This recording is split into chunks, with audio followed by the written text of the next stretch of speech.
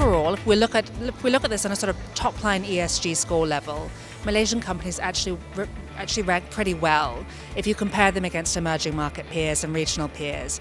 But a lot of that is because of the governance element, because companies here are very familiar with governance requirements. It's part of the listing rules. They know what's expected of them. And if you look at specific issues like board diversity, we see that Malaysia has actually really even outpaced its peers, even in more developed markets, by achieving things like 30% of women on boards in advance of other markets. So that's really important. But you've got to remember, this is a dynamic and developing space. There are new issues that come to the fore, and at the moment the focus is really on the environment and on climate. And I think you see the companies that are quite exposed to some of those areas, for example, that biodiversity, have taken steps to make sure that they have improved their performance, they've got the right policies in place, but then there are others that haven't yet got on board with that, or maybe they're more exposed to one area, they're more familiar with the disclosure points, what people would expect to see in that space, but then now we're looking at another area, and it's really about kind of keeping pace with that. I think if we look at the scores, we'd have to say it's really a focus on climate, and even just basic things like disclosing Scope 1 and Scope 2 emissions.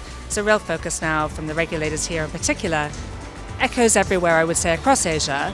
But I think just really kind of bringing companies up to speed in terms of their disclosure, their policies, and how they're tackling climate change as an issue, but also as an opportunity for the business as well. So I think really the focus on climate is going to be an important one.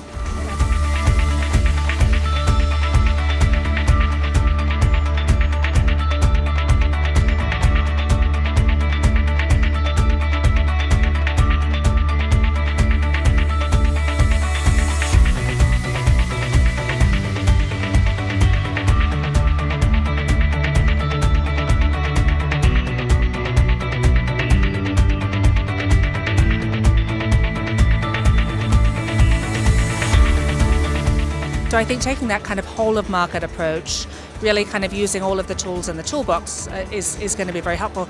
I'd also mention we've recently launched some ESG low carbon indexes. So these are new methodologies alongside FTSE for Good that are starting to bring in that very important element of understanding how companies are managing their emissions directly, and then weighting their exposure within that index, certainly for the large and the mid-cap companies, to help to demonstrate how they can improve their performance. And disclosing your carbon emissions is now a relatively basic requirement. So we'd really like to see companies do that.